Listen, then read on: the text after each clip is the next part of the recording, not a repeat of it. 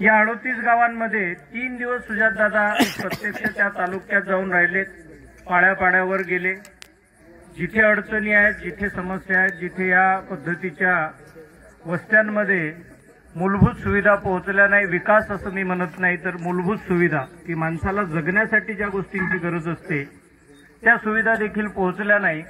आणि मग तिथे जात असताना या सगळ्या बाबींचं लिस्ट आउट करण्यात आलं, त्या लिहून घेण्यात आल्या, नोंदवण्यात आल्या आणि मग ज्या ज्या अधिकाऱ्याशी ज्या ज्या कार्यालयाशी हे संबंधित आहेत ते अधिकारी बोलून तातडीने हे समस्या सोडवल्या गेल्या पाहिजेत। आणि म्हणून पहिल्या टप्प्यामध्ये तेलारा अकोटमध्ये 2.5 कोटीची रस्त्याने विकासाची कामं मंजूर केली, त्याची भूमिपूजन केली।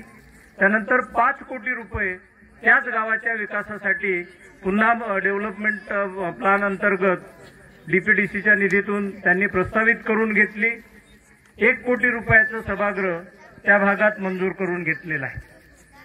हे सगळं सांगण्याचं कारणच असं आहे की आपल्या गावचा रस्ता अत्यंत आधुनिक सुविधा असलेली 700 ही गाडी जर या गावात येऊ शकत नसेल आणि मोटरसायकलवरनं यावं लागत असेल अशा परिस्थितीच्या गावाचा रस्त्याचं पुढच्या काळामध्ये सुजातदादा निश्चितपणे दखल घेतील। त्यांच्या भाषणात ते या रस्त्याच्या संदर्भात बोलतीलच।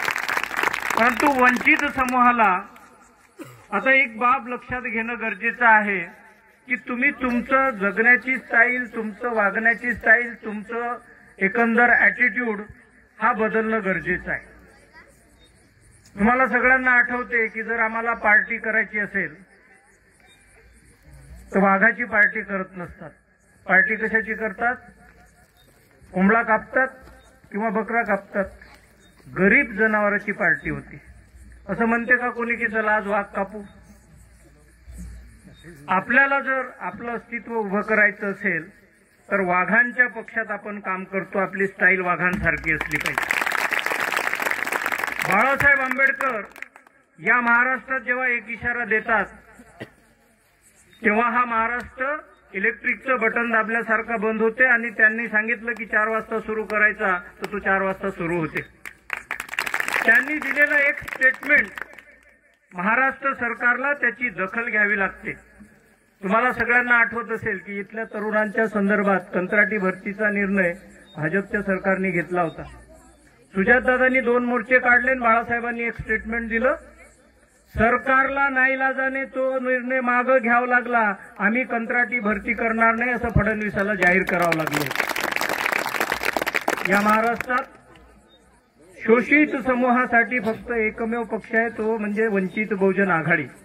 इथल्या तरुणांचं आवर्जून कौतुक करतो की मित्रांनो खूप चांगला निर्णय घेतला। या भागामध्ये पुढच्या काळात वंचित बहुजन आघाडीचे खासदार निवडून पाठवणे, वंचित बहुजन आघाडीचे आमदार निवडून पाठवणे यासाठी आपल्याला संघर्ष करायचा आहे। पण तत्पूर्वी या भागात असलेल्या सगळ्या समस्या सोडवण्याची जबाबदारी ही आजपासून युवक आघाडीने घेतलेली आहे। ज्या ज्या गोष्टी तुम्ही सांगितल्या त्या गोष्टी या 8 दिवसाच्या आत निकाली काढण्याचं अभिवचन तुम्हाला युवक आघाडीच्या वतीने देतो। आपले सन्माननीय नेते सुजातदादा या संदर्भात आपल्या सगळ्यांना मार्गदर्शन करणार आहेत। परंतु विनंती करतो की गावचा विकास करत असताना तरुणांनी ज्या पद्धतीने पुढाकार घेतला तो पुढाकार नुसता गावासाठी असू नये तर या जिल्ह्यात असलेल्या नाथजोगी समाजाला एकत्रित करून त्यांना वंचित बहुजन आघाडीमध्ये घेऊन येण्याचं काम सुद्धा आणि ती लीडरशिप सुद्धा आपण स्वीकारली पाहिजे। अत्यंत लहान समुदायाचं आपण प्रतिनिधित्व करतो। अनेक गावामध्ये समूह आहे परंतु तो गावाच्या बाहेर राहतो आणि म्हणून याला मुख्य प्रवाहात आणायचं असेल तर शिकलेल्या तरुणांनी जे शिक्षण त्यांनी घेतलेलं आहे, ज्याला ते वाघिणीचं दूध असं भाषणात संबोधतात, ते वाघिणीचं दूध आणि त्याचा फायदा हा शोषित वंचित समूहाच्या घटकासाठी आपण या जिल्हाभर करावा अशी विनंती करतो। आणि पुन्हा एकदा आपल्या सगळ्यांचं अभिनंदन करतो की आपण युवक आघाडीची कास धरलेली आहे। निश्चितपणे या जिल्ह्यात आम्ही ज्या पद्धतीचं राजकारण अभिप्रेत धरतो तर या जिल्ह्यात कितीही पक्ष असू द्या पण आमच्या युवक आघाडीची काम करण्याची स्टाईल जराशी वेगळी। आम्ही अधिकाऱ्यांना निवेदन देऊन काही गोष्टी सांगत नाही तर अधिकाऱ्याकडे जाऊन त्याला आम्ही आमच्या भाषेत समजवतो। आणि समजलं नाही तर मग ज्या पद्धतीने आम्ही समजवतो ती स्टाईल आता या जिल्ह्यात कोणाचीच राहिलेली नाही.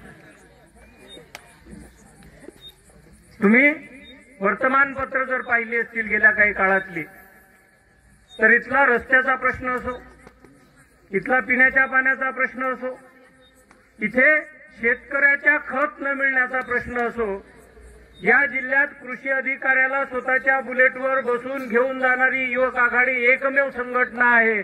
सत्तेत असलेल्या पक्षाला सुद्धा ते जमलं नाही. गोडाऊन सील करायला भाग पाडतो ते आम्हीच पाडतो. ते मंत्री, इथे खासदार यांना सुद्धा अशा पद्धतीचं काम करता आलेलं नाही.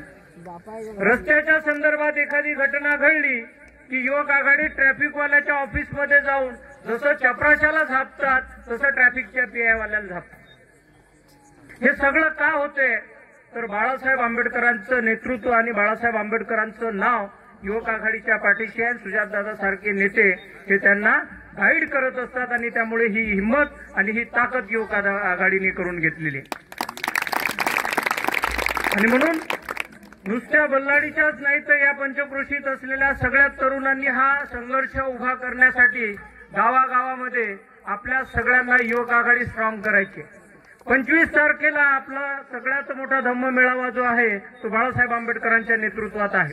आणि म्हणून या पंचक्रोशीमधून मोठ्या प्रमाणात आखाडे, लेझिम पथकं, महिला मंडळ, ढोल ताशांचे पथकं ही घेऊन आपण सहभागी व्हावं अशी विनंती करतो आणि आपल्या तरुणांचं पुन्हा एकदा कौतुक करून थांबतो. धन्यवाद. जय भीम.